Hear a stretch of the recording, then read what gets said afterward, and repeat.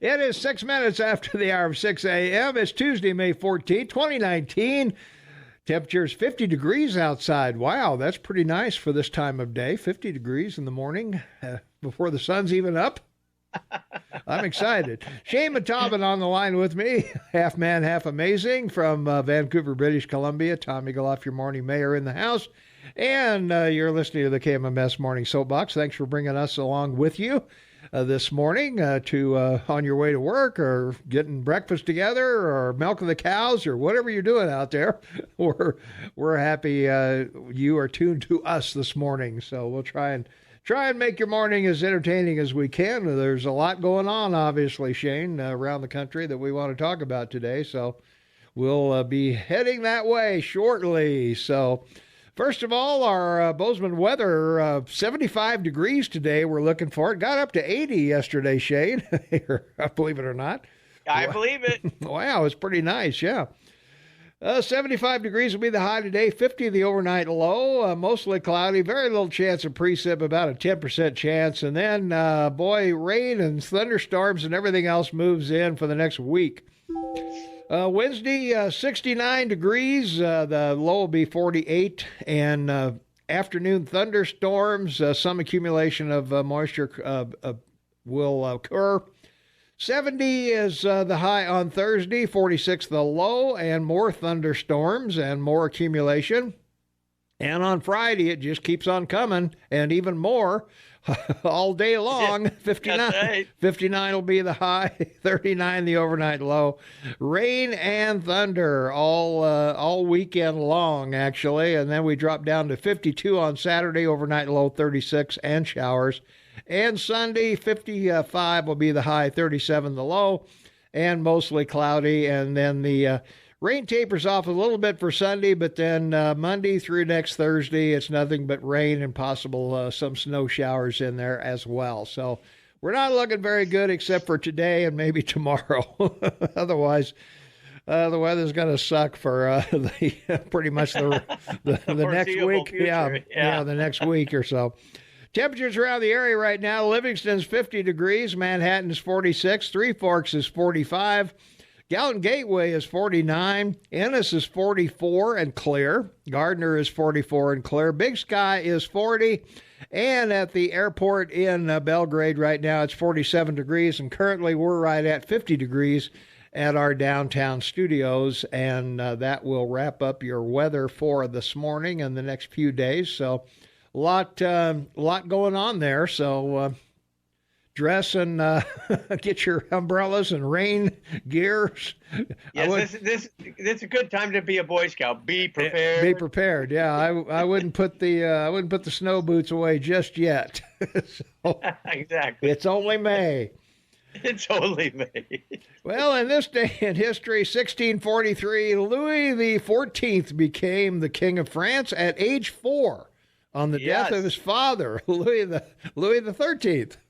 And he was famous for one thing, prolificating the royal family, 1638 to 1715, long time as a monarch, as you said. Yeah. But he had numerous children, 10, 2 of which became kings of France, the 15th and 16th. Maria Teresa of Spain he married and had over a dozen illegitimate children. Next. All right. What a guy. Hey, I figured at age 4, he'd have Skittles on the crown? Yeah, exactly. He had to have a giraffe, with Skittles. I was going to say, 1787, delegates begin gathering in Philadelphia for a convention to draw up the U.S. Constitution. Well, we love covering this, but we'll just cover the dates today. May 25th to September 17th, 1787. It was held in, and this is on the back of the $100 bill with Franklin on the front, the Pennsylvania State House. All right. Independence Hall is where they met. That's on the back of the $100 bill. Remember our conversation yesterday? Yeah, we were talking about what most people don't know what's on the back of these bills. So. You bartenders get to know that your U.S. money to make more money. You can make some money betting those bets. All right. So December 15th, 1790, or September 17th, 1787, they ratified the Constitution and the Bill of Rights, sent it to the states. The Bill of Rights was sent on September 25th, 1789. because it took them 2 years to put the Bill of Rights together. And then on December 15th, 1791, both the Bill of Rights and your Constitution were approved. Next. All right.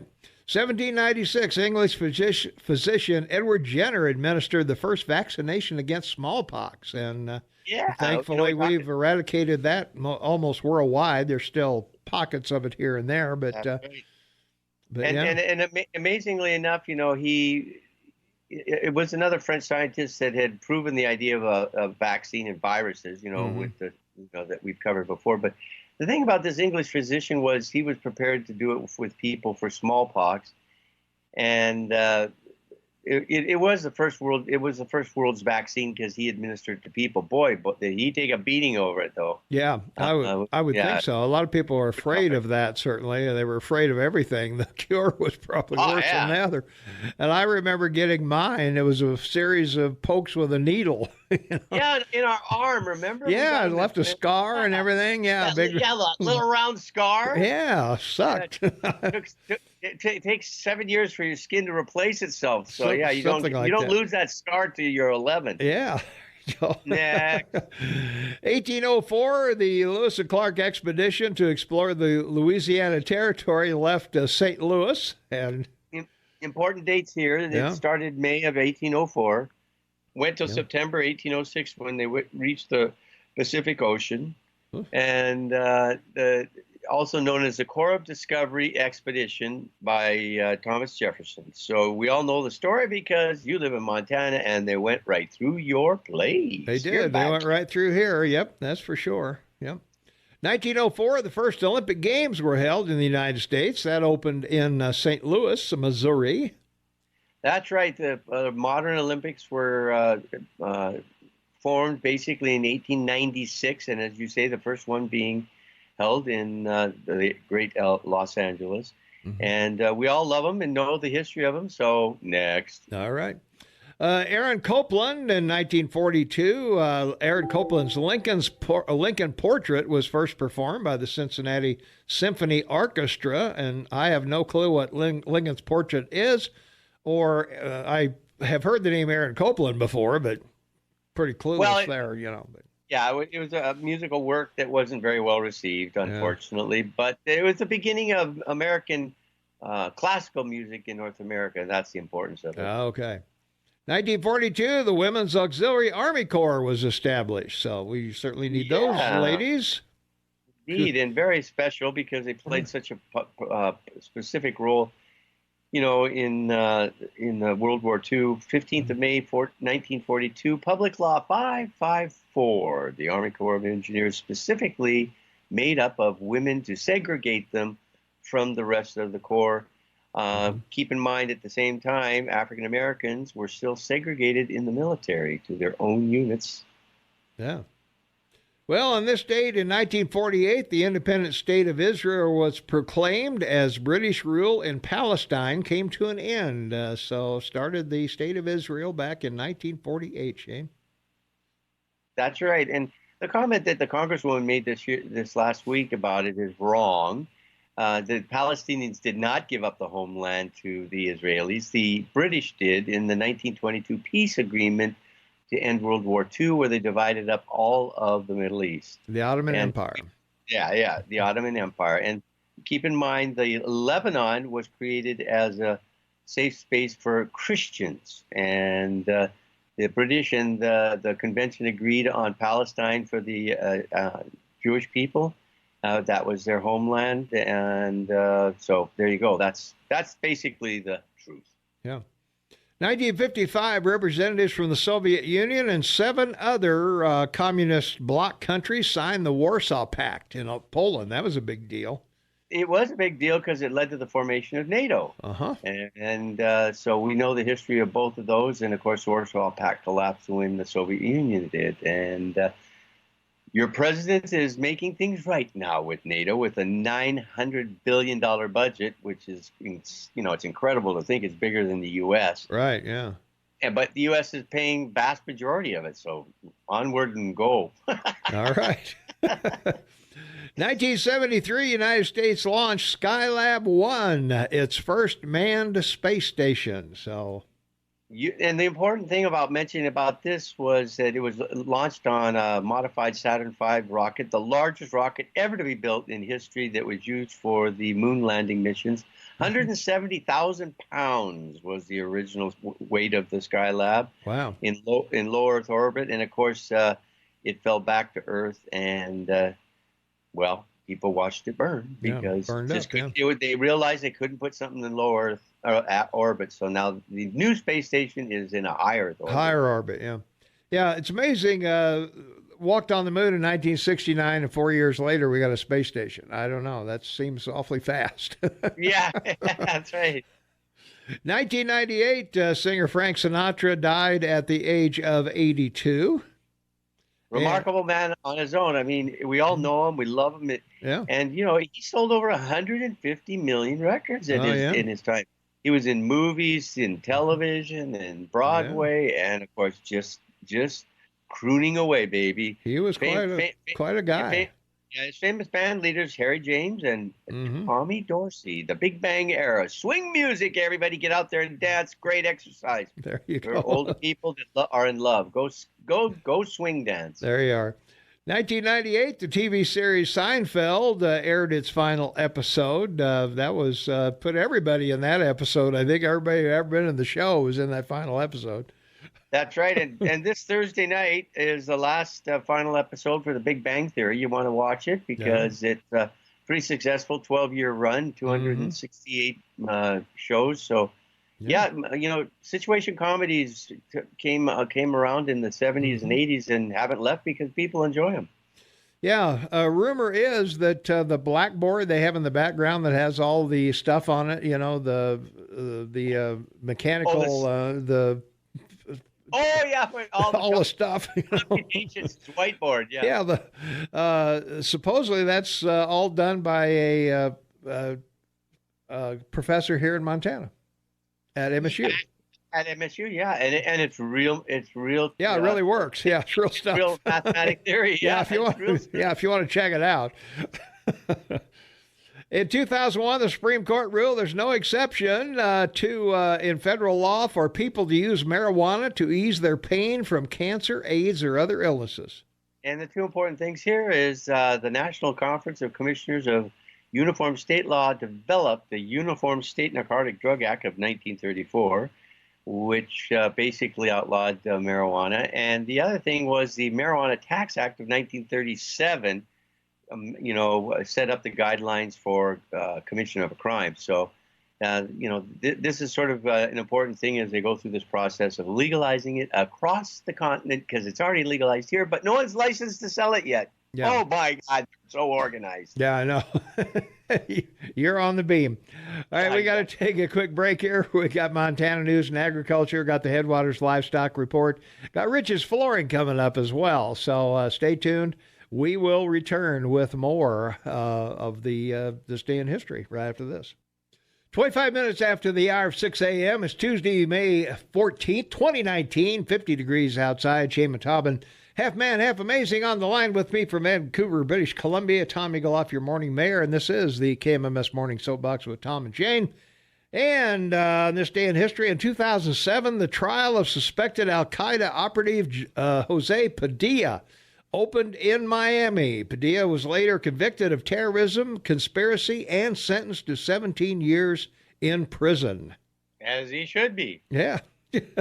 2008, the Interior Department declared the polar bear a threatened species because of the loss of Arctic sea ice. Yeah, a remarkable thing. Scientists have estimated it's been around the species for 400,000 years. And biologists believe there's a world population around 22 to 31,000. That's a big spread. Polar bears worldwide. But generally, the difficulty of hunting and the conditions they're faced with seem to be having a big effect on the bear. And of course, the guilty party is global warming. Of course. Yep. On this date in 2011, Dominique Strauss-Kahn, head of the International Monetary Fund and a potential candidate for the president of France, was charged with sexually assaulting a Manhattan hotel maid. He later resigned from the IMF, and the charges against him were dropped. And So, this is one of these cases we only mention because in France, you are guilty and you have to prove yourself innocent. He spent millions of euros defending himself against this accusation. yeah. And the interesting aspect of this was that he was basically appointed by Nicolas Sarkozy, who was the president in France, and that, a lot of people believe that harmed Sarkozy's attempt to have a second presidency. Anyway, the bottom line is he went to court and proved himself innocent. Well, good for him. Yeah. Yeah. Well, there's nobody worth talking about on the birthdays other than the only reason I mentioned Sir Frederick Borden, born on this date in 1847. He's a Canadian statesman, and he helped create the Canadian Navy. That's right. That's the only reason we even mention him. Well, and the fact that Doris Day at 98 passed away yesterday. 97, yeah, 97, yeah. What a remarkable life in films and stage that woman was. And, you just have to props out to that person. What a talent. What a talent for 50 years. Boy, she was, yeah. That's for, singing, acting, the whole nine yards. She did it all. And Peggy Lipton of the Mod Squad, also 72, passed away as well. Cancer, married to the music producer. Yeah, the music producer guy. Yeah. Quincy Jones. Quincy Jones, baby. Yeah. That's right. I knew the guys with the forklift to find that box. Well, we should remember him because he's the largest African American producer of all time. Yeah, that's for sure. Amazing talent. I mean, he found all those people in Detroit. Yeah. Nobody remembers Alton Parker, born on this date in 1852. He opposed Theodore Roosevelt in 1904, unsuccessfully, of course. So, of course, there you go. All right, we got to duck out of here. We got Fox News. We've got Montana State News. We got Brooke Foster with the weather. We've got a bunch of stuff to talk about. When we come back, 5 things you need to know about Bozeman, Montana, and the surrounding area: Livingston, Manhattan, Three Forks, etc., etc. We'll be right back. 23 minutes before the top of the hour. It is Tuesday, May 14, 2019, 51 degrees outside. Shane and Tobin, half man, half amazing, in Vancouver, British Columbia, north of us in an entirely different country. Hard to believe there's anywhere but the USA, huh? Yeah, at a distant point on the globe. That's right. Yeah, just a speck on the horizon is all he is. Tom Minglehoff, your morning mayor, in the house, and this is the Morning Soapbox with Tom and Shane. And, well, Shane, in local news, we've got a lot going on here. As you well know, we had the $200 million budget. And we'll have Jeff Krause in later today, and we'll be chatting with him about that. The big projects, more staff, and plans for a continued population uptick are all folded into the city's $200.8 million proposed budget for next year. City Manager Andrea Surratt presented the budget to Bozeman commissioners for the first time Monday. And Surratt said requests for money from the city's general fund outpaced what the city collects, and the plan would break Bozeman budget record by $82 million. So the Bozeman Finance Director, Christian Donnell, said that Sudden Leap is unique. Most of the change comes down to the city's soon-to-be, say it with me together, the Bozeman Public Safety Center, a new $40 million facility for first responders and municipal courts. And that voters approved last year. So one more latte, one more pizza in your budget there, folks. And only added $82 million to the budget. So, and not to rain on your parade, but you've also got a high school to pay for. That's right. So they've covered all the boundaries for you. They've covered all. They covered it all for you. So, well, anyway, we've got some upcoming budget talks for the commission. We'll be talking with Jeff about these over the next few months, if we're here, of course. Between Monday's meetings and June 24th, the city has a series of meetings. June 3rd is going to be the Tax Increment District and Business Improvement District Work Plans and Budgets Special Review Funds. That's a mouthful. Yeah, you gotta define it legally, right? Wow. June 10th, general fund. That's easier. Yeah, there you go. Exactly. Yeah. June 17th, enterprise funds and internal service funds. We'll have to find out from Jess what those are. And June 24th, final budget hearing, appropriation, resolution hearing. So I guess that's when they're going to put it all to bed. But I don't know, man. We're spending money like we've got it. Well, yesterday we talked about this briefly, and I just want to remind the listeners, the commissioners you elected in Bozeman were by plurality, not a majority. That's right. You don't have a majority of people voting in these elections. So a very small number of people elect very powerful ones. Yeah, that's true. And that's why we say all politics are local. What happens here, obviously you're going to get a bigger budget. You're going to get charged for the safety center and the high school and everything else. And, it's your own fault for whoever you send up there to get her done. So.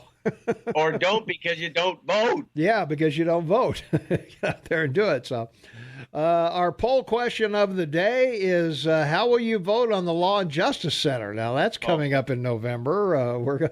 Are you going to vote that baby in to go on top of your other expenses? So your pizza expenses. That's right. Yeah. All right, we got to take another quick break. We'll be right back. But hey, no Noxatril. So. Wow. Be calm. Be safe. Take deep breaths. You'll enjoy these commercials. We'll be right back. 15 minutes for the top of the hour. It's Tuesday, May 14th, 2019, 52 degrees outside, and you're listening to the KMMS Morning Soapbox with Tom and Shane. And, from our text line, Shane, 478-8298, local news has been the same for several days, FYI. We're working on that. We just felt that piece of news was really critical that you guys get. So yeah, exactly. Whatever it is, which lets you know that how much I pay attention when I'm here on the air, that I'm doing other stuff while the news plays and getting the music ready and seeing what's going to play next and where we're going and all that stuff. So, my wonder is how many snoozers did the producers have to go through to pick the one that you listen to? I mean, I don't know. That's the same one. Well, they're supposed to send those to us on a regular basis, and, it's supposed to automatically flip in there, much like the Rush Update and the other news that we get, the Fox News and all that. But I don't know. Montana may still be a little behind in its whatever. So. Also from our text line, something we're going to talk about too, 478-8298. Our governor, who is now running for president, says that adding a citizenship question to the census will discourage underrepresented communities from participating. Is he saying that non-citizens are entitled to representation? Since when? Exactly. Yeah. And I see no problem if you have a green card or a work permit. I have no problem with you putting no on citizenship. Well, of course. They're not going to come and get you if you're here legally. But you're still not a citizen, Yeah, and how else are they going to find how many people in your country are there illegally? I mean, the census is the only way to get it done. I was going to say, yeah. There are reports of 25 to 40 million people. That's huge. Yeah. And, of course, if they lie, then they're under perjury, I guess. So. Yeah, it's a federal document, and that's a federal crime. Yeah.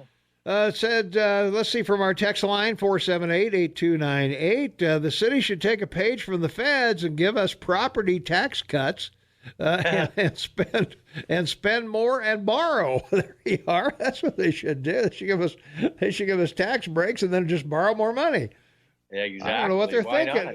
What are they thinking in Helen? Exactly. Down on Rouse, anyway. I don't know about these guys. You can't trust them. Let's see. Yesterday we were talking about chemtrails. FlightTrader24.com. FlightTrader24.com will let you track every plane in the sky. So you can. That's right. So you can go over for that one. And it's a beautiful sight. I mean, it's incredible. It shows the whole North American continent and all the planes landing and taking off. All right. You should just go see it once to see how many planes fly every day. Yeah, I know. There's lots of them, man. Mm-hmm. And conservatives use the text line too. Brevity is the soul of wit, so the text line makes you condense your thoughts. If I called in, I might ramble on and on like some other conservatives. There you go. Sounds good. Trouble with the American people is they want instant gratification. No one is willing to sacrifice a few dollars for what could be less pain or no pain down the road. And I would agree with that. And 100%. Yeah, we were talking about mothers being bailed out in Phoenix for Mother's Day. And why is mothers of color? Isn't that a bit racist? I would say so. I don't know. Well, I guess so. Anyway, most of the ones I guess that were bailed out were black, so I can't go there. So don't know. Regrettable, yeah. Yeah. All right. Let's see what else is going on here. We've got the Raptors have been picked as the mascot, so they're going to be the official ones. And unfortunately, the general public or the school board overvoted the students. The students wanted Mountaineers, and but the board voted 7-1 to choose the Raptor, and black and royal blue were the clear favorites for the colors in two opinion polls, one of more than 400 students who will attend the high school, and the other more than 2,700 community members who voted online. So with construction 50% complete, builders plan to incorporate the colors in the school's hallway lockers, locker rooms, and athletic spaces. So there Excellent. You are. Yeah. I want to know what lobbying group pushed the Raptor name, because someone had to do that. Well, I would think so. I would think there's some. I don't know. It's probably the Museum of the Rockies out there. Yeah. I don't know. Well, it is official that Bullock is going to run for president. So we'll be talking about that when we come back. Also, the mayor of Helena wants to run for the Senate. So the crowd thickens it does indeed. As we go down the line. 22 folks for president, and I'm not sure how many we got for Senate and House Representatives here, but we'll find out. Well, they have to outdo the Republicans. They had 17. Well, that's true. Yeah, they got to do that at least. So good for them. All right. We'll be right back. 4 minutes before the top of the hour. It's Tuesday, May 14th. I'm looking for Friday, I guess, huh, Shane? Yeah, indeed. May 7th. There you go. May 17th, yeah. Take it to the bank. It's actually May 14th. I was on the metric calendar. Yeah, there you go, yeah. May 14th, 2019, 53 degrees outside. I can't do this job. Yes, you can, and you're excellent at it. Morning Mayor, you're the man. All right. The Eagle Man, the righteous Eagle Man. Yeah. All right. Wilmot Collins is the mayor of mayor of Helena right now, I should say. He's a refugee from Liberia. He and his wife came here in the 90s, and his wife, Maddie, moved to Helena in the early 90s to escape civil war in the African nation. She with a scholarship to study nursing, and he a few years later after going through the refugee process. So there you are, the refugee process that we've talked about at the Mexican border. That's right. Are they refugees or are they migrants or immigrants or whatever? So there we are, We got this. We got this definition problem going on here. Semantics. It's all about political semantics. Yeah.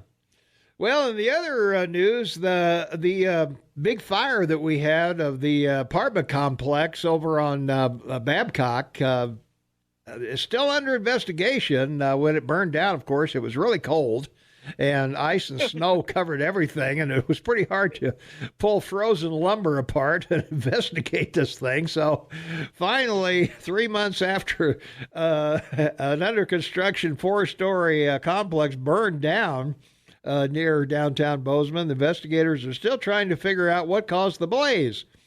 A private fire investigator said the cause of the Sobo Lofts building fire is still under investigation. Burnett, who was contacted days after the fire, said he's collected all the evidence, but finding a cause could take a while.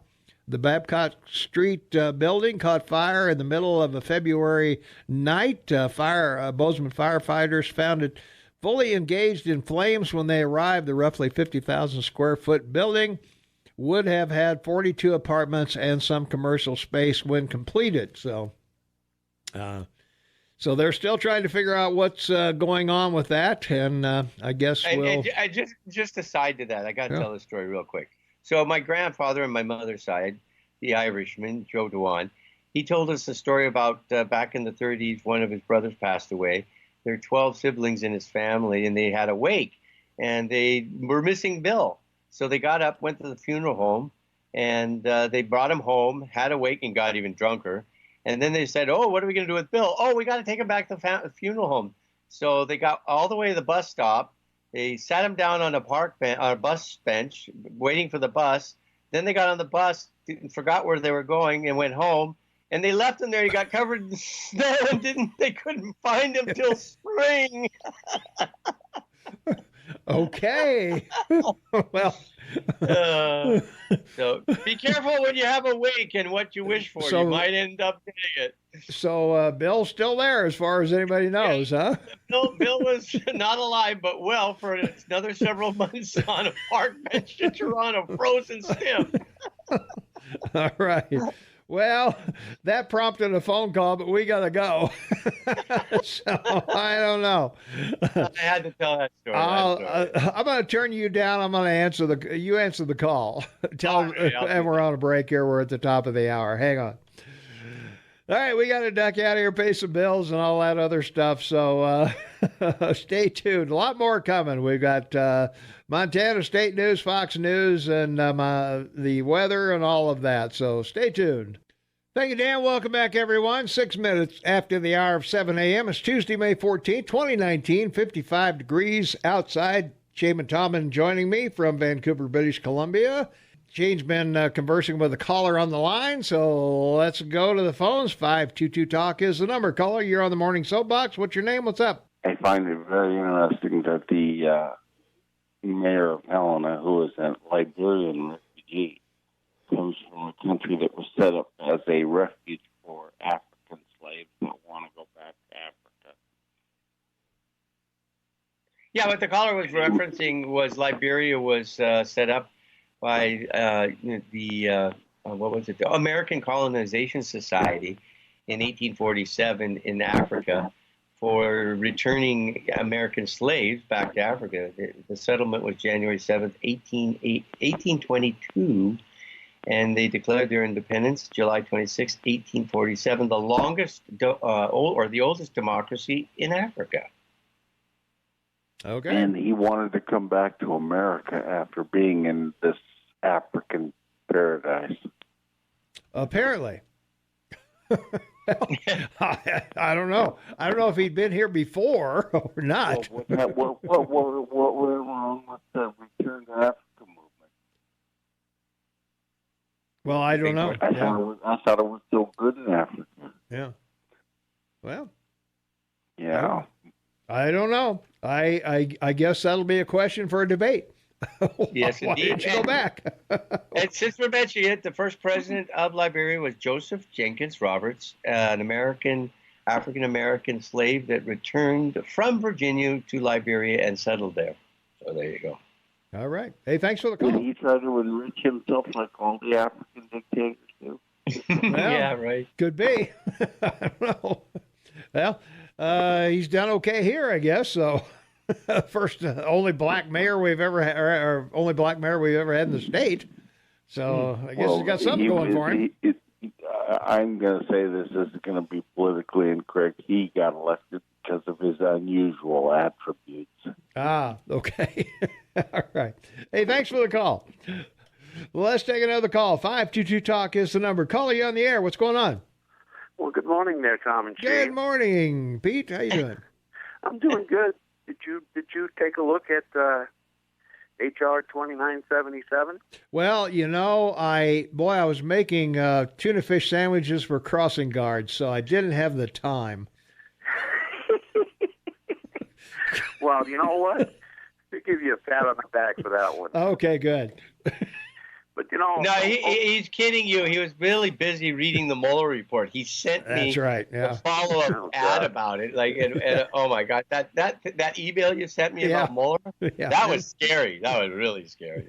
but you know, if we look from yesterday, you know, and all the naysayers out there, we were told in the 50s that smoking was good for women because it relieves stress. And we were told here not too long ago that glyphosate was safe to drink. Try some of that with vodka. Yeah. You know, and injecting mercury and aluminum are good for you. But the Space Preservation Act, H.R. 2977, was introduced by Mr. Dennis Kucinich of Idaho. And I saw the article, and I didn't trust it, so I went and looked for the bill. The bill's in the Library of Congress, so you can find it. It was never passed. But basically, it's the Space Preservation Act of 2001 and 2002. And here's what he wanted to ban. Such terms include exotic weapon systems such as electronic, psychotronic, or information weapons, chemtrails, high-altitude, ultra-low-frequency weapon systems, plasma, electromagnetic, sonic, or ultrasonic weapons, laser weapon systems, strategic, data, tactical, extraterrestrial weapons, chemical, biological, environmental, climate, or tectonic weapons. And I'm there, wow, dude. He wanted to ban that stuff, so apparently it existed. And there was also a treaty in 1976, weather modification as a weapon of war. Now, that 76 nations signed on to that treaty. We were one of them. Later on, they came out and they said that not only can you not use weather modification as a weapon of war on other countries, you cannot use it on the people of your own country. We didn't sign on to that one. Now, Mr. Kucinich's act didn't go anywhere because the Department of Defense came out strongly against it. And so it never went in. It only had 3 actions, and the 3 actions were, and no co-signers, the 3 actions were basically moving it to committee. But it never came out of any of the committees. So I would imagine that he knew something that the rest of us weren't being told. Well, as being a top-rated conspiracy theorist, all the things that you mentioned in that bill makes me wonder if they weren't weapons for aliens. Those UFOs that keep running around the planet. Yeah, I don't know nothing about aliens. All I know is what goes on in D.C., and they haven't told us the truth about anything in a long time. When they pass legislation stating that they can propagandize the population by any means they deem necessary, one should stop and think about that. Why are they doing that? Because they can. Yeah, because they can is right, and they do, apparently. Otherwise you wouldn't have somebody banning it. Yeah. There you go. But anyway, try some of that glyphosate and vodka, guys. Okay. Good for you. Monsanto says it's okay. Well, aluminum mercury make you smarter. feel free to drop a bottle off.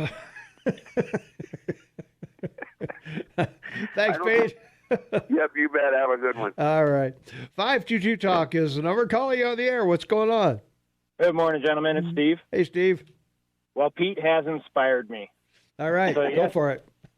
Yesterday, while I was perusing the interwebs, I found a YouTube video of John Brennan at a speech in 2016. And you gentlemen know who John Brennan was, right? We do. Yeah. So for those of you who don't know, he led the CIA under Obama. Well, John Brennan's speech was about how he thinks the benefits of SSAIs to the planet would be just incredible. Now, SSAIs, according to John Brennan, are chemtrails. There is a video. It was broadcast by C-SPAN in 2016. You can find it on YouTube, of John Brennan expediting how great chemtrails can be for helping to cool the planet. Like, I understand you guys don't like conspiracy. This was on C-SPAN, John Brennan of the CIA talking about the benefits of chemtrails. Well, he even specifically talked about the metals that they're adding to jet fuel now, so that regular planes just flying around doing their thing are distributing these chemicals around the planet for the purpose of helping to cool the planet. This is real, gentlemen. Very real. And our top CIA official in 2016 talked about it in a public setting. Outstanding. What a guy. Yeah, well, I know you guys. I appreciate this because it's another reason to send him to prison. Yeah. Yeah. Oh, believe me, I totally agree with that. And you, Shane, I'm sure you've heard that we're at a solar minimum right now. That's right. A Maunder minimum. Yeah. Yeah, Maunder minimum. Yeah, we've been talking about that. Yeah. Yeah, a mini ice age. It's going to be cold by 2050, you bet. So if our planet's going to be cooling to an extreme amount, more than we've seen in our modern history, the last 200 years, and we're spewing all these chemtrail chemicals into the atmosphere in order to block more sunlight, what is that going to do to our world? Like, I hate conspiracy too, but this is a real thing, and I think the public needs to have a full discussion because science has advanced to the point that we have a little more knowledge than what the conspiracy nuts used to, you know? Mm-hmm. Well, unlike global warming, which is a theory, modern minimum is true science, and it's based on science fact for the last 500 years. Mm-hmm. Yeah. Exactly. And we've talked about it extensively, so I think all of our listeners know about it. We've given them fair warning, Tom. Yeah, well, my guess is that in the future we'll have to put reflective materials in the chemtrails to increase the sunlight. Oh, yeah. We'll put mirrors in there, little tiny mirrors. You'll know it's real when they start firing out aluminum foil out of the planes. Yeah. Well, what we'll need to do is just increase the greenhouse gases to the point that the planet warms more. Well, there you are. Yeah. Yay for cows and yay for cars. There we go. More cows. Everybody should have a pet cow or two, right? There you go. All right. Have a good morning, guys. All right. Thanks for the call. Appreciate it. Let's go to the other line. Caller, thanks for waiting. You're on the air. What's going on? Well, I'm glad you let me listen to this here, Tom. There you go. There he is. So I have a question for you, big guy, before you get started. Okay. I'm saddened today, and the reason I'm saddened today is that, as a historian and an armchair economist, I find it very sad now to realize that this whole hoax, the Russian hoax, goes right to your ex-president's Oval Office. And it saddens me because the books that'll be written in 100 years, will not be set. They will not be good about Obama and the things that him and his administration did that didn't have an ounce of corruption. Not 1 ounce of corruption. Not a smidgen. Not a smidgen. Very sad.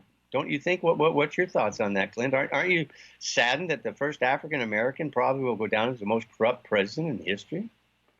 There's a possibility. Yeah, I know. Very strong one. Very strong one. Oh, yes. Yeah, I understand all that. Yeah.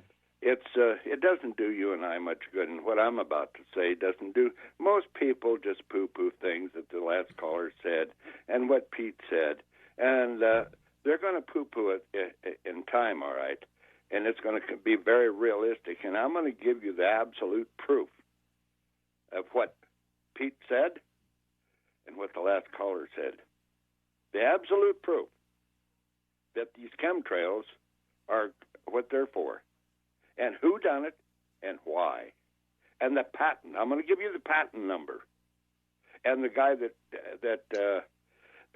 issued the patent and had the patent search done. I think everybody knows what a patent search is, and it's very expensive to do. There's two congressmen involved here. One of them, Senator Stevens from Alaska.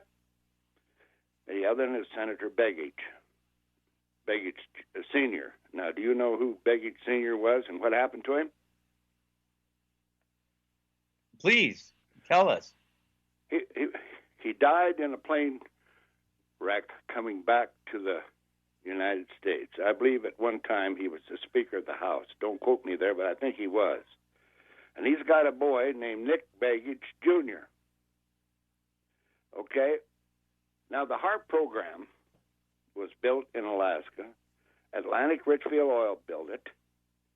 And the patent number was done by, and I'm going to give it to you here, was done by Bernard J. Eastland of Spring, Texas. The patent number is 4686605. It was patented August 11th, 1987. And here's what it says the patent is for, okay? Here's what it's for.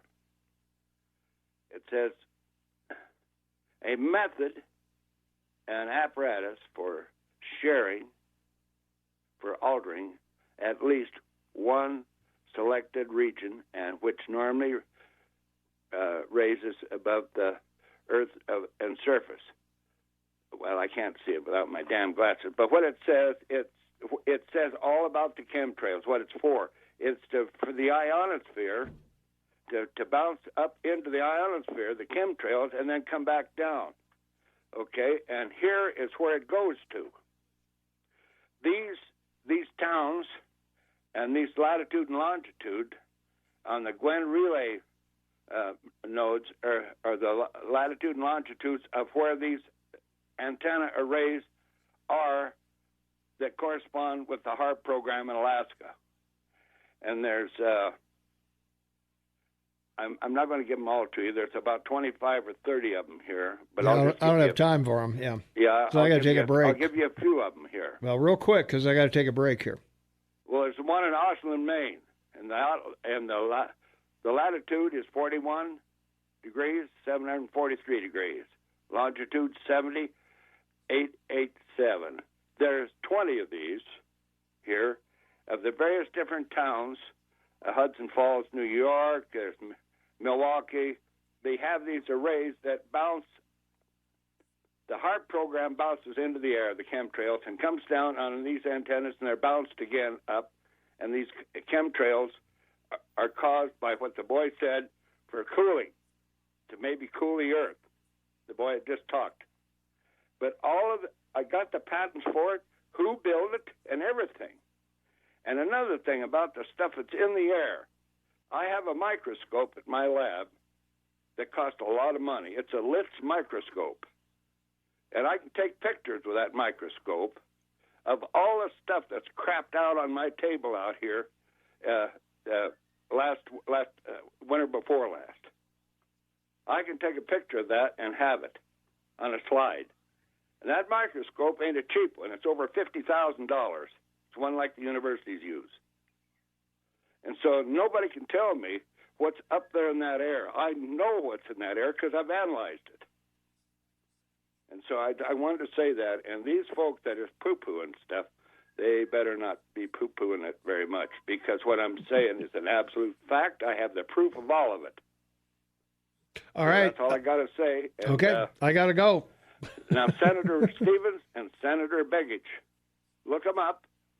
All right, we'll Go do. to the Congress, look up the patent, I give it to you. Look it all up, and then you will see what I'm saying is truth. All right. Okay, just to let you know, he was not a Speaker of the House. No, I didn't recognize the name as being a speaker, but we got to go. We'll be right back. All right, 26 minutes after the hour. It is Tuesday, May 14th, 2019, 59 degrees outside. Looks nice and sunny outside from our studios here. We have a caller waiting, Shane, so let's go to the phones. 522-TALK is the number. Caller, you are on the Morning Soapbox with Tom and Shane. What's up?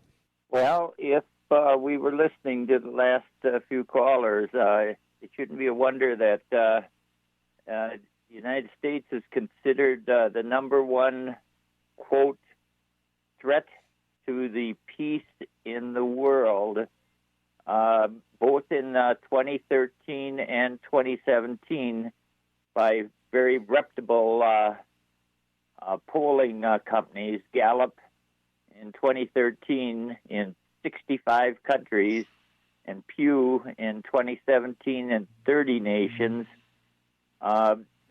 Even in these 30 nations, most were allies except for Venezuela. The United States spends more in defense spending, 3 times China, 9 times Russia. The United States looks at, the world looks at the United States and says, that's a pretty unstable country. I don't think we should be patting it on the back. We should be telling it that it's got some troubles. I would also bet it would be telling him, don't attack America. Well, precisely. Yeah, but that's hardly. If you're at a bar, you really don't want to be the guy that stands there with all the tattoos and pounding on his chest, saying, "Don't attack me." That's hardly a way to integrate yourself among the guys at the bar. Well, it is if somebody threatens you, like Iran for the moment. We're going to talk about that when we come back, because Iran is attacking ships in the Persian Gulf. So, yeah, well, we're talking about we're not attacking anybody. Well, perception is reality, and all kinds of countries like Germany, which has been friendly to the United States, like Britain, which has like the United States, is starting to say, United States, we're wondering if you're going to throw the world into a world war. Gotta go. Sorry. Okay, sir. Sorry. 22 minutes for the top of the hour. Jeff Krause will not be in today. He is going to be off for a couple of weeks, and we'll be back, I think, after Memorial Day in 2 weeks. So we'll persevere on without him today. So there you go. Yeah. We'll have a bigger list for him. Let's see, Shane, I can't believe this. A couple of people texted me that I might have left your line open during the commercials, and I can't believe someone of my experience and abilities would ever do such a thing. It has to be some kind of a glitchy error. So anyway, thanks for letting us know that anyway. From our text line, 478-8298, my tinfoil hat is frying this morning. What is today the annual meeting of the Psychotic Friends Network? FlightTrader24.com tracks all the chemtrail planes that don't exist. Quick, everyone, grab your tinfoil hats. And if chemtrails are real, why is Trump doing it? So that's from the listeners. There you go. We're going to leave chemtrails behind right now because we got a lot more stuff to talk about besides that. So, Shane, take it away. Well, big announcement last night was that your Attorney General Barr appointed John Durham as an investigator of all things regarding the Russian hoax. But here's a deep dive real quick. This guy's a junkyard dog, Durham. He graduated Colgate University 72, University of Connecticut Law School 75, and he was a Vista volunteer for 2 years on the Crow Indian Reservation in Montana before he joined the U.S. Attorney's Office in 77. So he's been around for, 32 years, 42 years? Mm-hmm. Wow. The big thing about this guy that you need to know is amid allegations that the FBI framed 2 informants they had, James Whitey Bulger and Stephen the Rifleman Fleeman, and that they were accused of corrupting their FBI handlers. So U.S. Attorney General Reno named Durham special prosecutor to investigate in 1999. He oversaw the task force of FBI agents to review it. He convinced a judge to vacate their sentences of murder in 1968. There were 4 of them. Enrico Tamelio, Joseph Salvati, Peter J. Lamore, and Louis Greco, because they had been framed by the FBI. In 2007, the documents helped these people, two of the families, because two died in prison, of a $101.7 million civil judgment against the U.S. government, which, we keep thinking it can't happen, but it does. And the other thing that's important, that Durham helped secure the conviction of a retired FBI agent, John J. Conley Jr., who was sentenced to 10 years in prison on federal racketeering charges. Now, the other reason that this guy is important is because he also convicted and sent to prison for 10 years the Republican governor of Connecticut for corruption. These are the reasons Barr has picked him to investigate this.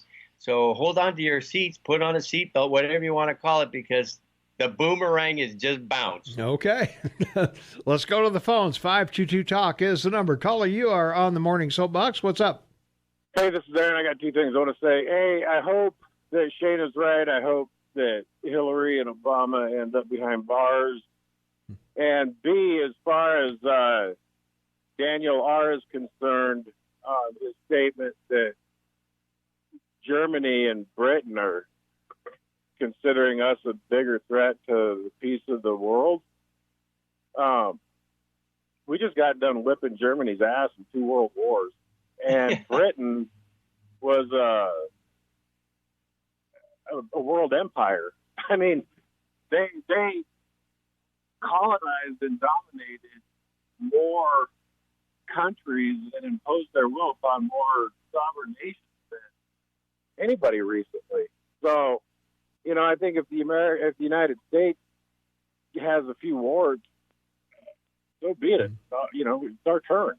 We got to do some bad things, right? Well, I agree. Having been in war, I know it's not fun and it's not nice, but there are times that you have to do it. There are just times you got to do it. Well, not to be fleeting, but I'm not going to condemn my country because Nazi Germany, says that we're bad people. I'm not. Exactly. Who the hell are they to talk? That's what I say. I don't care what anybody says about us. Just buy our stuff. Yeah. The best quote since the Monroe Doctrine was Teddy Roosevelt, right? Speak softly, carry a big stick. Yep. Yeah. Well, and that's just it right there. Our battlefield is wherever you want to start talking smack. Mm-hmm. So. All right. Be good. All right. Thanks for the call. We got to take a quick break. We'll be right back. 13 minutes for the top of the hour. This is the KMMS Morning Soapbox with Tom and Shane. Shane Montalban, half man, half amazing. In Vancouver, British Columbia, Tom Eagleoff, your morning mayor in the house. And from our text line, 478-8298, the USA back-to-back World War champs. So there you are. There you go. Yeah. And, I want to talk a little bit more about Barr and where he's going with this special prosecutor that was appointed yesterday to get to the bottom of what started this whole Trump investigation, which was, I guess, the Steele dossier. Maybe before that, I don't know. But anyway, both parties want to find dirt on the candidate. And I'm sure the Trump campaign went out looking for Hillary. And, but I don't think they put any FBI guys in Hillary's camp. No. Well, and the horrific thing about all this is that everyone's heard for 2 years from some side of your media, that the Steele dossier was paid by the DNC and Hillary Clinton campaign, $12 million between them. Yeah. But what's been discovered now and people are really concerned about is that under Molnar's report of his expenses, which you sent me, right? Mm-hmm. There's some references to expenses of paying people for information. True. Informants. Yeah. And, it may very well turn out that Molnar paid Steele. He may have. which would be really not good. Right? Yeah, I don't know. Well, I don't know. I would hope Mueller is smarter than that, but I'd like to think I don't know. So, I don't know, but anyway, the Steele dossier. What the theory is at least that the Democratic Party and Hillary Clinton bought this from Steele, the guy, Right. the English guy that supposedly went to Russia and got all this information, and they leaked the dossier to the press, or the information that was in the dossier to the press. And then they went to the FISA court with the Steele dossier using reports in the news media as a backup for its authenticity. Correct. Yes. Yeah. And because they went 4 times, they got signed off 4 times for Carter Page and others. Well, and this whole thing with Nadler's committee going after your Attorney General Barr about not releasing information. So yesterday he offered to provide additional parts of the Mueller report unredacted to any member of Congress. Now, I just want to bring this up to give everybody an understanding of what a SCIF is. It's an anagram for sensitive, compartmented information facility. Right. That can be created anywhere, basically in the White House. That they have the quiet room downstairs. But when you go into one of these as a member of Congress, you can't copy or take notes, but you can read the material. Right. So the Republicans have sent most of their staff down to review the Mueller report. Nobody from the Democratic Party has. And then adding this additional unredacted information, they still haven't gone to a SCIF and reviewed it. So it doesn't lend a lot of credibility to their claims against the Attorney General. And it's just one of these things that you read about in some places, and you go, this is such a political situation and nothing to do with policy or government. Well, one of the complaints they've made on the Democratic side is that only the chairmen are allowed to go in and look at the redacted parts. It's not open to the public, which would be the rest of the Senate. And they're saying, Barr yesterday opened up to any member of Congress, but not the public, but any member of Congress to go in and sit in the SCIF and look at all this stuff. And they're saying they're just making excuses that they want to see the whole thing and all the underlying evidence, which would be millions of pages of stuff. I mean, you had 40 attorneys and I don't know how many. We used to have all that information here somewhere. I'm not sure what I did with it though, but we had like 2,800 people, investigated and subpoenas and all kinds of stuff. Well, and I think another reason that your Attorney General did this was because of the FBI Director Wray last week commenting that there was no illegal surveillance and he would not call agents working spying. And, when you have a contradiction in your own department, because, the FBI is under the Department of Justice, a lot of people are really concerned because this guy, Wray, the long-term FBI guy that was risen up by Trump to run it, really hasn't done anything that, he hadn't exactly cleaned house except for Strzok and Page. That's about all he's done. And they were already involved in the system when he came in. So, they were kind of gone before he got there anyway. So all right, exactly. We got to take another quick break. We'll be right back. 3 minutes before the top of the hour. It's Tuesday, May 14th, 2019. 63 degrees outside. We keep going up. Sun shining out there. Looks like a pretty nice day. We're happy to be here with you. Yeah, exactly. With all the news of the day. I know. There's so much of it going on. Well, if you just joined us, we're talking about Attorney General Barr has appointed U.S. Attorney John Durham to look into the origins of the Trump investigation and the possible improprieties that went on during that investigation. Well, and the one thing about this that I find amazing is you got to figure Obama's really upset. Because the Clintons come out of his administration with $150 million for their trust, or their foundation, the Frank Juster and Uranium One. And then Biden, as vice president in Air Force Two, takes his son to China and walks away with $1.5 billion. and Obama, zip, he didn't get anything. Yeah, he gets he got a house from Lesko in Chicago. That's about all. The Hyatt area. Yeah. So 26 billion. Yeah, that's right. I guess that's. Yeah. So, I'm sure he and Michelle are thinking, well, I guess we know where the white privilege is, don't we? Yeah, that's right. Yeah. We didn't want to announce a corruption under our administration. End up with $100 million in our pocket. Oh, yeah. I think we'll take the $100 million. I was gonna say our first mistake was going anywhere near Hillary Clinton. Or in this case, Biden. Well, that too. So, we'll see. It'll be interesting. Biden hasn't made any press conferences or anything lately, so it's going to be interesting when he starts having to answer questions about Hunter and the $1.5 billion. But now you know why Trump wants to go after him in a debate. Can you imagine Trump going, "Oh, so you're going to tell me about how I know I went bankrupt and told the world, and then I came back and I'm worth several $billions?" Yeah. Well, you only took an airplane trip on Air Force Two to China for a day with your son, and you came back with $1.5 billion.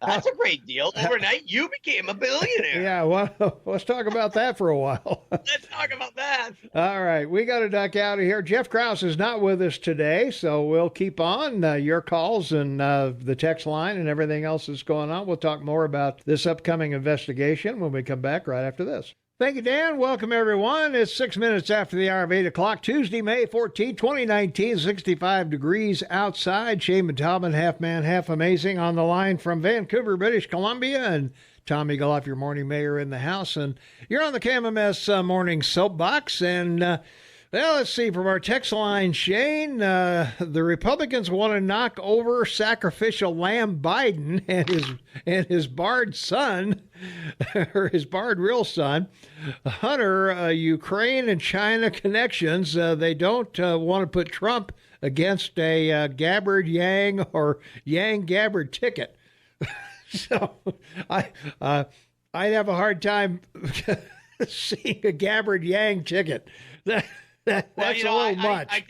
I did mention a couple of weeks ago that I thought Gabbard had a shot at it as a dark horse, but now I've had to take it back because I just don't see the American people electing a pagan for president of the United States. So that's the problem. I don't know. Yeah. Well, I tell you, I could look at her for 4 years pretty easily. Yeah, well, I guess we'll see. Okay. She's, at some point, that will come up. Well, she's better looking than any of the other 21. Let's go there, okay?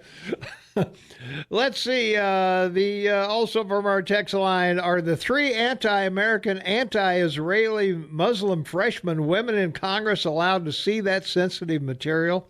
That's a bad thing. Well, they're members of Congress. They have access to it. The Attorney General's given them the right. So if they want to go up and see it, they can. Apparently so. Yep. So just needs one of those gold buttons, and you can get anywhere. Yeah, that's all. That's it. Well, the other things that are going on, of course, we got things happening over in Iran.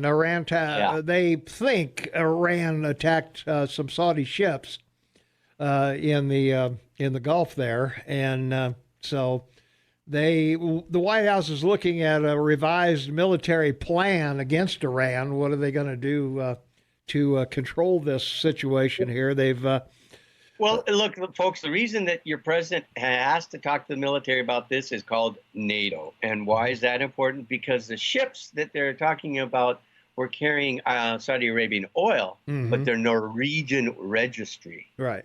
So you would attack or sink a Norwegian tanker. That's an actual war against Norway. Yeah. Norway, and therefore NATO. So they're just CWA. Yeah. Or CYA. So. Yeah. Well, Patrick Shanahan, the acting defense secretary, shared a revised military plan that includes sending up to 120,000 troops to the Middle East if Iran attacks U.S. forces and speeds up its work on nuclear weapons. The plan does not involve a land invasion of Iran. National Security Advisor John Bolton ordered the updated plan for the meeting, which took place after the administration claimed Iran was organizing proxy groups to attack American forces in Syria and Iraq. It's unclear whether Trump, who had said he wants to remove troops from Afghanistan and Syria, had been briefed on the matter and if he would agree to send so many troops into the Middle East again, because we are in an election year, and sending troops into harm's way is not the way to get yourself elected. And the U.S. Air Force has enough C-5s to fly over a division of the Flying Eagles of the 181st. That's 10,000 men. But to get the other 110,000 men over there, he would have to invoke the War Powers Act right to commandeer U.S. commercial airlines to transfer them. So you're talking about 500 or 600 600 planes. Mm-hmm. Oh yeah. They Bush 41 did it for the Kuwait incident. They transferred 500,000 troops over. Yeah. That's a lot of plane flights. Well, it is. Yeah, we came back from, I came back from Vietnam on a commercial plane. Yeah. And the stewardesses were very friendly. I'll bet they were. They were very young and handsome. They were extremely friendly. Yeah, well, you were young and handsome. Anyway. You were tall, young, and handsome. You're right. Well, let's see. Those were the days, huh? Weren't they all? Oh, my goodness. To be 28 again. Just 28. Yeah, there you are. Yeah, just for a few days even. Yeah. Okay. A weekend. A long weekend. A 3-day weekend. A Vegas weekend. A 3-day weekend in Vegas. There you are. Yeah. Well, what happens in Vegas stays in Vegas. What could possibly go wrong? Yeah, that's right. All right. Well, number 2 of things you need to know this week. The Kristen Gillibrand, or sorry, that she's running for president. That's the wrong one. Yeah. Christian Nielsen, who was the former Homeland Security Secretary and former acting immigration and the ICE director also. She pushed back against secret plans for mass family arrests that they were going to have, that they were considering at least because of the secret plan was to arrest thousands of migrant parents and children in 10 cities across the United States. Several current and former Department of Homeland Security officials said that, the operation involved fast-tracking immigration court cases, giving the government permission to instantly deport those who did not show up for their hearings. And during the coordinated raids, about 2,500 migrants would be arrested and then deported. And Nielsen cautioned against the plan, concerned that ICE agents weren't prepared for such a task and it would take resources from the border. So officials said that while Nielsen blocked the plan at the time, it's still being considered. So, well, all these things are being considered because of what's involved. I mean, people are breaking the law, and it's the job of the president. Mm-hmm. One of his 5 things that he does, he's got to enforce the law. That's his job. Right. Yeah. And you may not like it. Clinton did it. Bush did it. Barack Obama did it. They all deported hundreds and hundreds of thousands of people. So, but the Democrats to make an issue of this is that, once again, it's political. They're trying to find something they can beat Trump with a stick. Yeah. From our text line, 478-8298, this is just another huge waste of my money. Who's doing the witch hunt now? Who pays for Trump's rally trips? He does. The Republican Party does. Yeah. If we really want to investigate, let's see how much Cheney got out of the White House let's see how much Cheney got out of the White House for Halliburton and the kids. Well, Cheney, when he became vice president, divested himself of all Halliburton stock. That's right. He was already wealthy. I was going to say, he was pretty. He sold the stock and was out of there. So it was before he got out of the White House that he made his money. That's right. And that was he divested himself, I guess I should say. Which was smart because of the crash in 2008, right? Well, yeah, he got out at the right time. Yeah, he probably bought Halliburton back. After he got out, it'd been on sale. So, all right. Crazy. All right. Well, glad crazy game, baby. Crazy game. Yeah, glad to keep everybody up to speed on all this. Let's see. What else we got here? We got the antitrust case against Apple over Apple store prices. That Supreme Court ruled 5-4 on Monday that a small group of iPhone users have the right to pursue a major antitrust lawsuit against Apple over its App Store. The iPhone users contend that Apple is using its role as sole marketplace for iPhone apps to charge higher prices than those apps would get in a free market. So Justice Brett Kavanaugh, whose majority decision was joined by the court's 4 more liberal justices, stressed that the court was not taking any position on the merits of the lawsuit, but he said protecting consumers from monopoly pricing is the central concern of the antitrust law. And in this dissent, Neil Gorsuch said only app developers should be allowed to sue on those grounds because the app developers are the ones that get paid for the app. Right. So let's dig down on this. This was an appeal on a lower court decision saying they can't pursue this. And so the Supreme Court made a decision that, yes, they can. So that's what this is about, number one. Right. Yeah. Number two, Gorsuch wrote the dissent because, it's a class action suit by iPhone users. And in his dissent, what he said was that this should be pursued by the people that wrote the apps or the developers. And they're the ones that would be allowed to sue on the grounds that they were discussing. So this is one of those clarification reviews. Right. So it will end up back in the court, and we'll see how Gorsuch votes on it at that point. Well, it may or may not make it to the Supreme Court. Yeah. Yeah. I mean, they may settle out of court. Well, Apple's already negotiating. I was going to say they'll negotiate a settlement. $2 billion fine. Yeah. Negotiating a $2 billion fine. Yeah. Let's go to the phones. 522-TALK is the number. 522-8255. Caller, you're on the Morning Soapbox. What's up? Hey, I was just driving along listening to you guys thinking about the issue that the Democrats are posing about Trump's tax returns and all this business. And I think he should not reveal those tax returns. But I do think it would be, based on something you said about Dick Cheney, about when he gained his wealth. Anybody that comes into political office, I think it would be a fair thing to ask of them to give a standard form balance sheet of what they're worth. Because as they progress through their years in Congress, I think it would be a fair question to say, you were worth X on day one, and you're worth 5 times X on day 2. How'd you do that on a $180,000 a year salary? Yeah, how'd that work out for you? Yeah, I think that would be something that would be a monitoring thing. But this thing about the tax returns, I've seen some fairly simple tax returns from business people who are self-employed and incorporated, and they're hard to read through. And I can't imagine going through Trump's tax returns. I mean, that would be, and if you get some of these congressmen, one of whom thinks that if you put too many people on one side of an island, it's going to tip over. I know, yeah. If you put those tax that guy is still in office too, Johnson.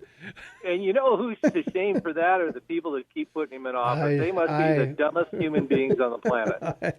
I can't imagine. Well, one thing you gotta remember is that each year the president is in office, he has to disclose all sources of income, and Trump's is 104 pages the first year and 102 the second. I think he lost some sources of income, but that's they have to submit that. And also, I've said all along, I don't think Trump. The Trump and the vice president are audited every year they're in office by the IRS. I didn't know. Yeah, they are. That's a matter of law. So they are audited every year they're in office. Plus, you are talking about two different sides of this. Yeah. The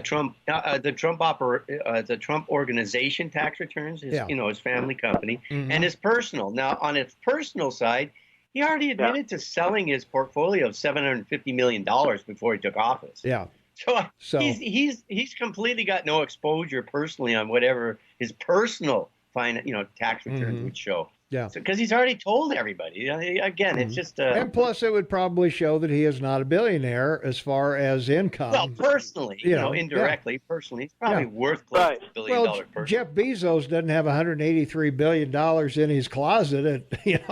New York. 72 million. He's got 72 million shares of stock, Amazon. Yeah, exactly. Well, I wonder if the members of Congress have to subscribe to that annual audit also. Do you know that? I don't know. I know they got to make financial disclosures because we saw that's how we found out about Cortez, Ocasio-Cortez. Where she had a $15,000 student loan and I don't know, a bunch of other stuff, but virtually no income at all.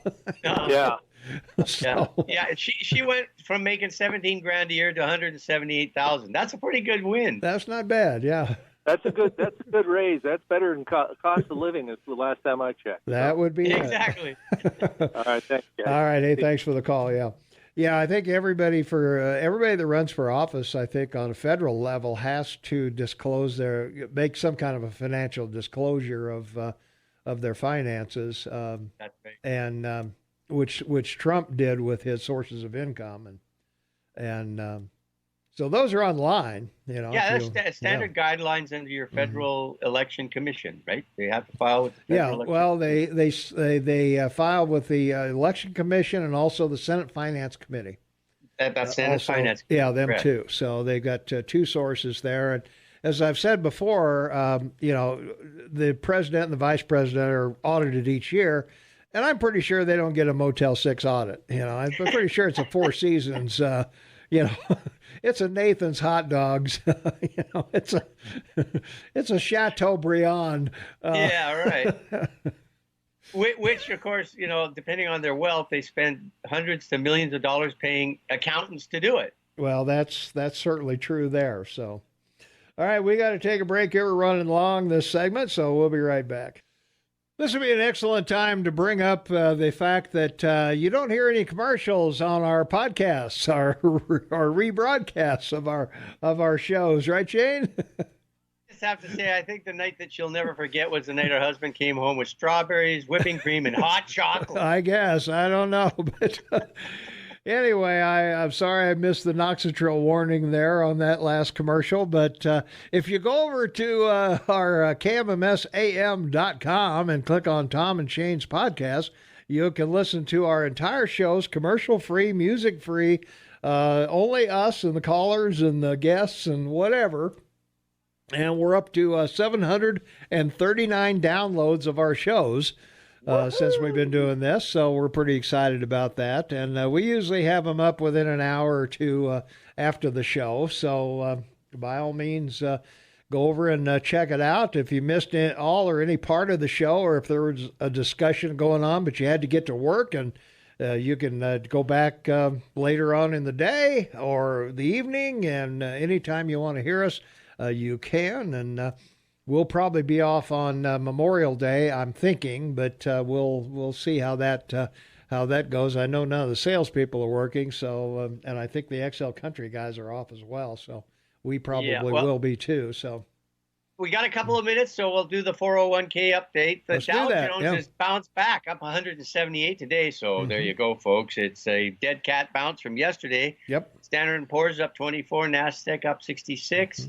The FTSE's up 73, Europe, and the DAX is up 82. So Europe and Canada, the CAC in France is up 66. FTSE in Italy is up 92, and even the IBEX in Spain is up. So Europe and North America are up, and guess what? Asia, all red, all pink, all down. Yeah. And big reason, of course, is being oil-free. America, 61.90 on crude oil. Brent in Europe, the Russian sale price, $71. So government bonds are still, showing some value shrinkage on the interest rates, which means bond prices are going up and people are buying your debt. And the euro is holding it at 112 to the U.S. dollar. The pound's still strong at 129. That's just remarkable. Our Canadian dollar is 134. So come to Canada, spend your money. Oh, and the Chinese yuan is 6.9. So no fluctuations on currencies of any major amount. So it looks like a solid market for the Trump administration. Let's move forward and enjoy the summer. Yes, sir. Absolutely. Well, in other news related to the stock market, Bayer, the owner of Roundup, That's right. just had to pay a $2 billion award, and that cut their stock 5%, or about $2 billion. So, Well, yeah. yeah. It's one of these things that, how do you say it? The only way to say it is, Roundup's an insidious poison. Mm-hmm. It works well, and it does kill the roots of a plant, because the plant absorbs the poison and takes it to its roots. But Right. it sticks around in your soil, and you can't grow other things. And so, I'm not surprised at these things, and we'll see where it goes. But nasty garden thing. If you're going to use something, use salt. Yeah, Right? I guess, or vinegar, or there's other natural things you can use. Other natural plant killers, yeah. From our text line 478-8298, they want Shane for the Noxitril Pro staff. There you go. We'll see. I think he's already got an application in. Yeah, I do. I have for a long time. But you know what? They tell me I'm too old. Oh no! Isn't the product designed for old guys like you? Yeah, I that's what they said. I asked. They said, no, you're too old. We want younger guys to identify with. Yeah, this. let's take a quick phone call. Then we got a break. Caller, you on the air? What's up? Okay, your comments about Roundup. I think you need to do a little bit more research on that one. Okay. Roundup, the molecule that is the active ingredient for Roundup is actually a very simple molecule, and it does not.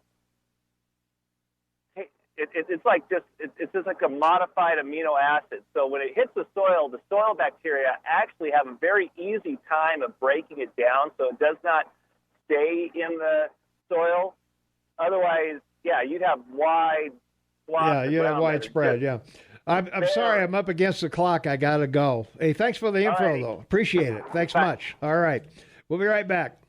23 minutes for the top of the hour. It is Tuesday, May 14, 2019, 66 degrees outside. And Tommy Goff, your morning mayor, in the house. And, well, Shane, here we are. Yes, sir. And during the break, I read up on Roundup. And with regard to the last caller's comment, here it is, folks. You're right. Monsanto was acquired by Bayer in 2018. Monsanto created a broad spectrum. It's called glyphosate-based herbicide.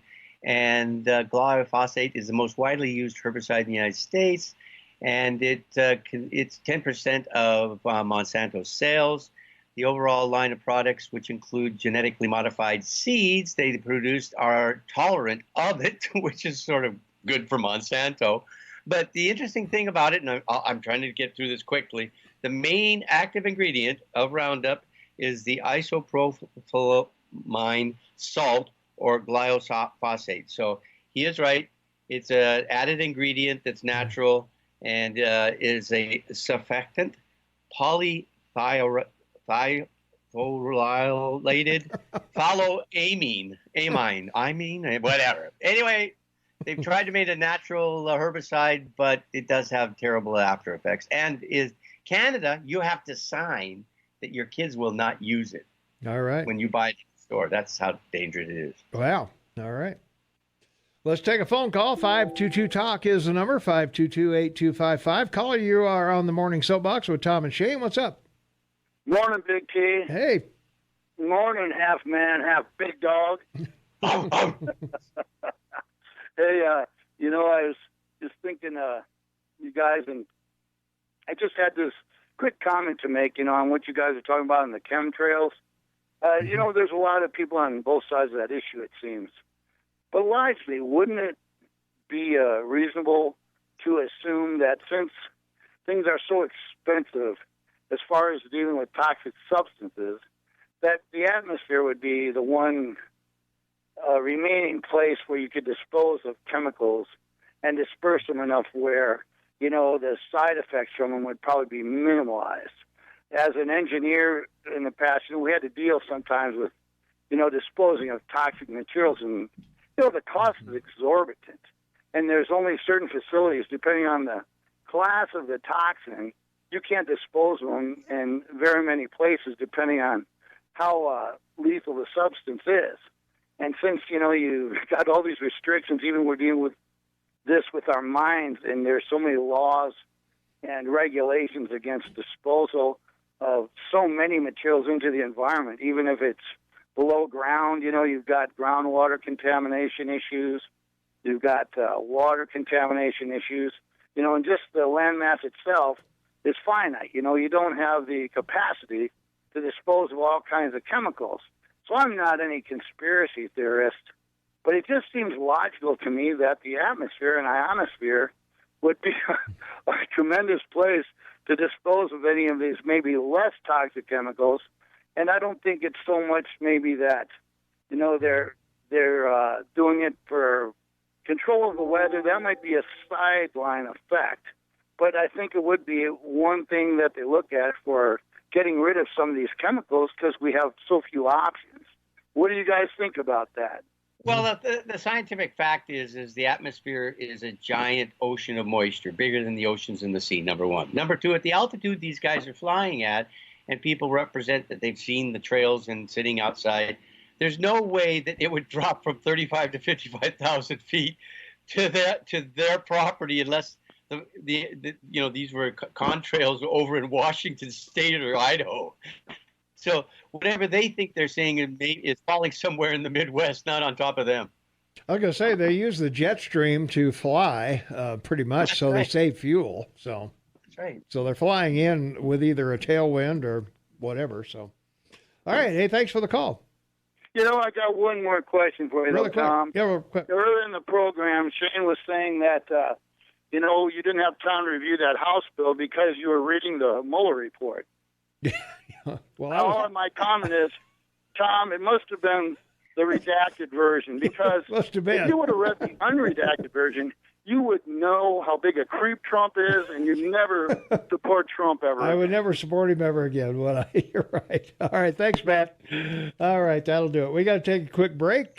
Shane, we got another caller waiting, so if you'll talk to them, I'll be right Surely. back. 13 minutes for the top of the hour. We've had a caller patiently waiting on the line talking with Shane. So, caller, you are on the air. What's going on? Well, I just wanted to make a comment on the Roundup. Sure. I was just listening on my way into work, and I'm a certified crop advisor. My degree is in agriculture education, and I just wanted to comment that Roundup, glyphosate, is basically a derivative of salt. It has a lower LD50 rating than common table salt. Salt and vinegar together, sometimes used, as kind of a household weed killer, has a higher residual and again a higher LD50 rating than Roundup does. And by LD50s, just for people that don't know, that's test population sample. How much of that product would it take to kill half of that population? That's what I mean by LD50. Roundup has one of the lowest, next to no residual, when applied. It's very safe, and I just want to make a comment on that. I know the other side is doing a real good job waging war on agriculture and other things that are more conservative based, and they're doing a good job telling a story that isn't necessarily true. And I just want to make a comment on that. Okay. Well, thanks for your expertise, and we appreciate the information. I want to say that. Oh, yep. I just want to thank the caller because in having a conversation with him, I think he's right. And I reversed my position on Roundup, and I just think that Monsanto is getting a bad beat on this because of their, genetically engineered seeds. So we both agreed on that. Yeah, and that's a tough one too. And like Shane mentioned, we were talking a little bit, and it's a big subject and hard to cover in minutes. Yeah, that's true. But just agriculture in general, terms like factory farming and other misleading terms, and where our food comes from and what it takes to feed the world. The organic and all natural side, they use products that are much more lethal, to use the term, than things like Roundup. Yeah. And it's just, I just hate to see that. And I see what's going on with these court cases. That first one, especially being in California, is no shocker. Yeah. Well, you go after deep pockets. You find the deep pockets to go into, and yeah. So that was my 2 cents. appreciate you guys letting me All right. say my piece. Absolutely. No, appreciate it. Thanks for the call. All right. Yeah, we don't always know everything, so it's always nice to get somebody from the field in to, educate us on what's going on. Canada and the U.S. produce enough grain to feed North America, 370 million people, and half the world. There you go. From our text line, 478-8298, we certainly found a way to get rid of our depleted uranium. There you are. Okay. How about some news from the Northern Broadcasting? And hey, Shane, if you can't pronounce it, then it's probably not good for you. That's probably true. If the men in the country would stop looking at per knocker fee, and I'm not sure what that is, maybe they wouldn't have such a problem in the bedroom. Stick that in your pipe and smoke it, Sandy. Seriously, Northern News Network needs to be fixed. Please stop playing the same ones. I'd rather hear Daniel R. Peterson talk for an hour. Let's see. Bleach also works on weeds from our text line. And Monsanto hasn't paid yet. They're appealing the ruling, I'm sure. So $2 billion. I'm sure they'll appeal that to somebody. And we'll see where that goes. But right now, we got to do the Rush update and more Noxatril.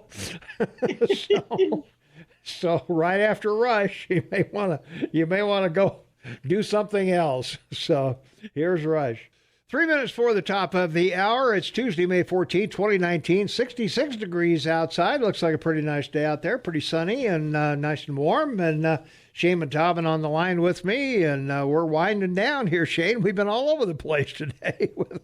That's our job, buddy. We cover it all. You, the mayor, and me, that crazy Canadian. I know. Shane called me at the 8 o'clock hour and said, Jeff's not here. He usually does all the talking. What are we going to do?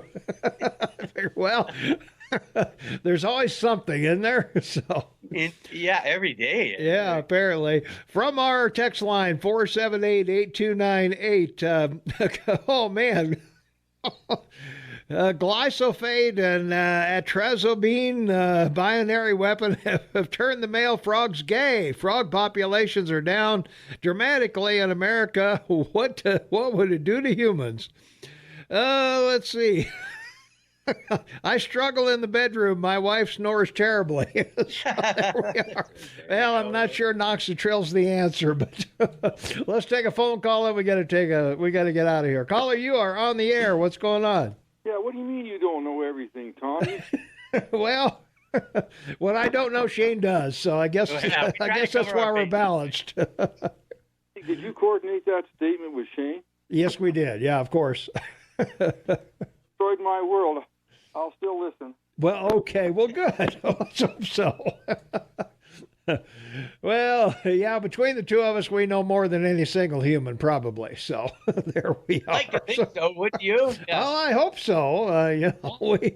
That was the hardest thing about doing this initially, Shane, was I watched George Carter do it for years and gave me the opportunity to sit down here. And the first thing that I realized is that, geez, these callers know stuff. I've got to actually study the current events and know what's going on, and try to anyway. So, as I say, I don't know everything, but between the two of us, hopefully we've got some knowledge of some things. So, well, with the two of us, we got a 20% active brain. Well, there you are. So, what could be better than that? Yeah, there you go. All right. Well, we want to thank everybody very much for hanging in here with us this morning. It's been quite an eventful day. We talked about a lot of stuff here, and I am anxious to get the show up on the line. You can check it out at Tom and Shane's podcast at KMMSAM.com. Don't forget the AM, KMMSAM.com. Also, don't forget our app, AM 1450 KMMS. Get it on your smartphone. You can listen to us anytime, anywhere. And, hey, you know what? It's free. You can be a KMMS Morning Soapbox insider for free.